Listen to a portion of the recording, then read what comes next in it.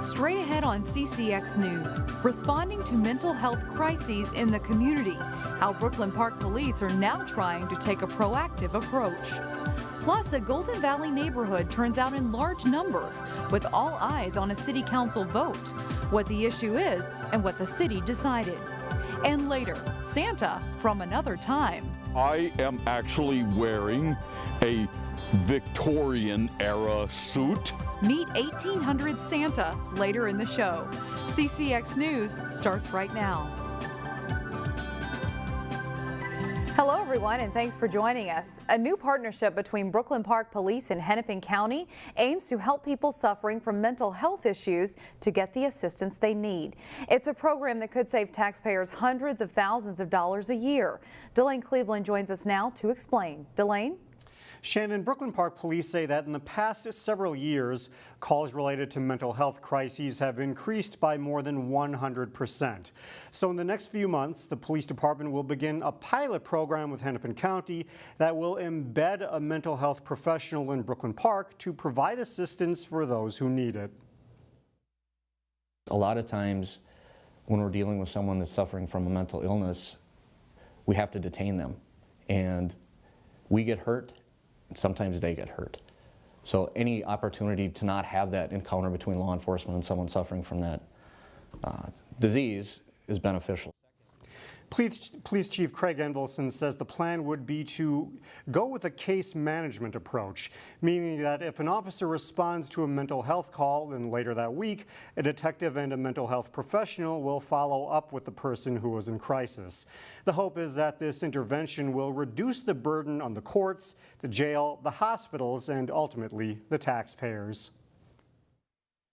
The cost is immense. We did just a very cursory look at the number of individuals that we had go to the hospital via ambulance in 1 year. We then contacted North Memorial, where many of them go, and just asked between the ambulance ride and the doctor's visit how much that is. It's roughly about $2,000 just to walk in the door, times the number of individuals that we placed on holds. It was like $1.7 million in 1 year. So we're looking to hopefully reduce those costs for the taxpayers as well. And then lastly is just get the people the help that they need. The two-year pilot program would begin in either February or March. Brooklyn Park Police would pay half the salary for the mental health professional, along with an intern who would help with data collection and analysis. Hennepin County, meanwhile, would pay the other half. The overall cost to the city would be about $80,000 each year. Shannon? All right, thank you, Delane. History was made during the midterm elections in Minnesota. 4 Asian Americans were elected to office, including Representative Samantha Vang, or Representative-elect Samantha Vang of Brooklyn Center. That is the highest number of Asian Americans ever elected to Minnesota's legislature. Now they're joining 2 Hmong incumbents to form the first Minnesota Asian Pacific Caucus. Their mission is to shed a light on Minnesota's fast-growing Asian population. The goal of this caucus is to be an engaged and collected voice, to be visible, to be a platform for all Minnesotans, to really put concerns on the map, literally and figuratively, and to also help elevate the diversity of API communities here in Minnesota too. Minnesota's Asian American population has grown by 30% since 2010. Vang and her cohorts believe that Asian Americans are a continuation of the immigrant story in the United States. They voiced their opposition to President Donald Trump's stances on immigration, and they say their caucus is a pushback to anti-immigrant stereotypes. We have contributed to the state of Minnesota. The Hmong community has been here for over 40 years now, and now we're successful business owners, doctors, lawyers, we're educators and students, and we've really become a core component of the state, and that we should look at immigrants as an asset, as people who have contributed and really thrived here. There is a similar caucus in California, and there are now Asian Americans in 30 state legislatures. Project denied. The Golden Valley City Council sided with neighbors that a proposed senior living project isn't a good fit for their neighborhood. The council voted to deny the project's conditional use permit by a 4-1 vote. I am not into the density. I believe that a lot of our residents moved to Golden Valley because they love the open space. They love the green space.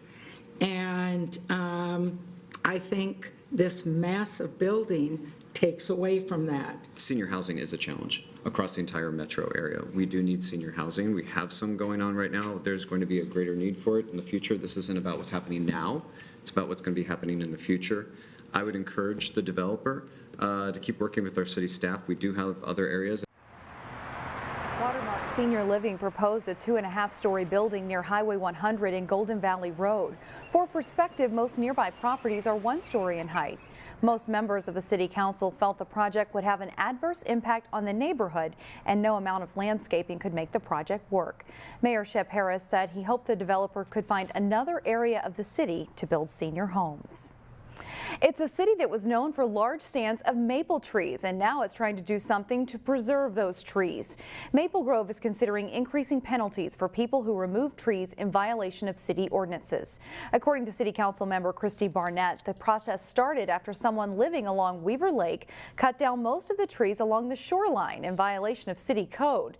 After a lengthy discussion this week, the City Council plans to meet with the city's Arbor Committee to come up with penalties and a process for implementing them. The Brooklyn Park Police Department is helping families in need have a happy holiday. There we go, look at that. The police truck, I love it. Inside these black bags are gifts and lots of age-appropriate toys, books, hats, and other items. The presents are part of a program called Santa Cop. Officers, staff, and local businesses came together to purchase the gifts. Santa, a police officer, and an elf will deliver the big bundles. Police say the event helps to build better relationships between cops and the community. Santa Cop is helping 19 families this year. We see a lot of bad things day in and day out. We see families in really tough and difficult situations. And so when we can give back and we can show up and not only have a positive contact with them, but give them something that these families don't necessarily have. Adults also get warm winter gear and gift cards too. This is the 27th year of Santa Cop. Still ahead, a Maple Grove student who is already an entrepreneur. Plus, Park Center and Maple Grove go head-to-head in a good girls basketball matchup. But first, slightly cooler on Thursday. Still, temperatures continue to run above average. After 6 years on the job, Crystal's favorite canine is retiring. The community held a retirement reception for Rocco Tuesday night at Crystal City Hall. Rocco has been completely funded through donations and community support. The canine has been used for apprehension, tracking, and narcotics detection. It's actually kind of been fun to watch him mature. When we first got him, tons of drive, tons of energy, and now it's a little more focused energy, focused drive, where we really tried to, hone it in of all that energy and give it a mission. In retirement, Rocco will be adopted by his handler and live out his life as a happy house dog. The hiring process for a new canine began in April, and the yet-to-be-named dog is currently in training. Today's standout student has a resume more impressive than some adults. Reporter Meredith Hackler introduces us to Maple Grove High School senior Ian Lim. I believe that I have something to learn from every single individual. Ian Lim is well known at Maple Grove Senior High. He's also no stranger to the spotlight. Throughout his high school career, he's been a part of many activities that have earned him recognition among his peers. My main thing is junior achievement. So that's basically we get together a group of students and we start a business throughout the year. So we'll start anything. So 2 years ago we started a coffee shop in our school, and then this last year we started a data analytics company. And both of those entrepreneurial endeavors gained him and those he worked with national attention. They managed to win the local competition and go to the national competition, and Ian also was named the local entrepreneur of the year by Junior Achievement. But it doesn't stop there. Ian has traveled all over the country to speak about his startup, which would give patients more control of their healthcare data. Patients don't have a lot of control over their data right now. It's kind of housed in different hospitals. If you try to ask for like a copy of your entire medical history, you won't be able to get it very quickly. It takes a lot of time to request it from different hospitals. So what we're trying to do is decentralize that to the point where it's not owned by any hospital, rather it's owned by the patient, and data can flow much more freely between different hospitals. And Ian's achievements in high school are paving the way for an even brighter future. He was recently accepted into Stanford. Stanford really just fits what I want to do, I guess better than any other university out there. They're definitely more on the practical side of learning, but then also with Silicon Valley kind of surrounding the university and really having a culture of entrepreneurship and technology, I really think I could fit in really well over there and start my business. In Maple Grove, Meredith Hackler, CCX News. And Ian does plan on attending Stanford, where he will either major in computer science, economics, or product design, and we wish him well. Still ahead, meet a Santa who's stuck in the 1800s. But first, the Maple Grove girls hockey team skates toward another win in a strong season. John Jacobson is in next.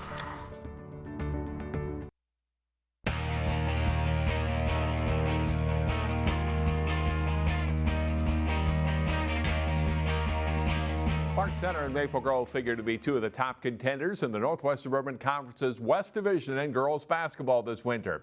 The Pirates and Crimson had their first meeting Tuesday night in Brooklyn Park. It's all Pirates early.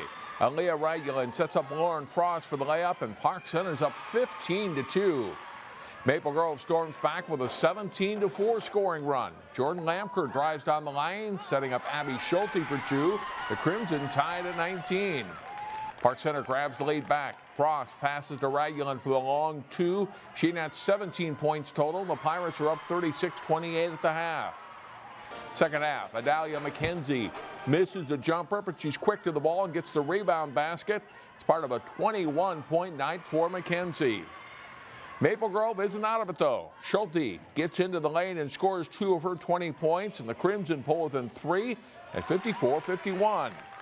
But Park Center's defense is the difference. McKenzie jabs it away and wins the race to the ball for the layup. Park Center secures a key win over Maple Grove, 69-60. The top-ranked Park Center boys also handed Maple Grove the loss, 76-63. Dane Danger had 29 points to lead Park Center, while Jared Rainey and Nate Adams had 19 apiece for the Crimson. You can see Park Center in action live Thursday night here on CCX when they host Osseo in another All-District 279 matchup. In boys basketball, Armstrong lost its first 2 games this season, but won the next 2. The Falcons' conference opener was on Totino-Grace's home court. Armstrong's Cole Preem is red hot in the first half. He buries the 3 to make it 7-2 Falcons. Devin Berger is just as hot for the Eagles. He knocks down a 3 to bring Grace within 11-7. After an offensive rebound, the Falcons kick it back out to Preem for 3 more. He hits 5 threes in the first half and scores a career-high 23 points. Berger keeps firing. He makes 4 threes in the first half, but doesn't get as much help as Preem. Jake Breitbach penetrates and sets up Devin Fry for 2 of his 15 points, and Armstrong leads by 12 at halftime. Second half, Breitbach pops a 3 as the Falcons' lead grows to 15 points at 43-28. Breitbach has 13 on the game and shuts down the Eagles' top scorer, Eric Krieger. Hezekiah Ayawa scores for 2 here for Armstrong. They roll to a 65-44 win for their 3rd straight victory. Yeah, you know, it was a tough start, but we're building a little bit of confidence now. We've had a couple of good wins, so yeah, we're on a good path right now. Yeah, you know, it's really fun, because the cool thing about our team is we don't have just one main scorer. Like, if one guy's having an off night, we have all the guys that can shoot and get it done as a team, so it's really cool. In boys hockey, Armstrong Cooper broke a 3-game losing streak by crushing Spring Lake Park Saturday. They hope to make it 2 wins in a row. They played host to Benilde-St. Margaret's. First period, Benilde's Nate Schweitzer, great pass. Charlie Bischel there with the goal, and it's 1-0. Red Knights go up 2-0. Blake Metzenberg with a shot into the top corner. The Wings play better in the second. Jack Campion breaks in, but his shot stopped by Carson Limesand. And then a giveaway by Benilde gives Parker Collins a point-blank chance. Limestead makes the save again. Then third period, Messenberg buries the power play goal there. The Red Knights go on to win 4-0, and they are now 5-3 on the season. The Maple Grove girls hockey team is ranked 7th in the state in Class AA. Crimson played their 3rd straight road game Tuesday at Anoka. Second period, Maple Grove's number 21, Courtney Lysing, shoots wide of the Anoka net, but the puck caroms right to her. And she scores, and the Crimson have a 1-0 lead. That's the score after 2. Third period, Jenna Tim dragged out on a rush to the net here, but the puck comes loose and pops out to Chloe Corbin in front. She scores. Maple Grove is up 2-0.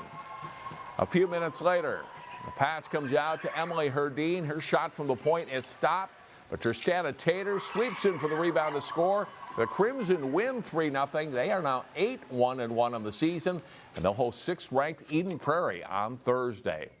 That's all for sports. Shannon, back to you. All right. Thanks, John. Up next, Santa in a time warp. We talk to a Santa Claus from the year 1880 when we come back.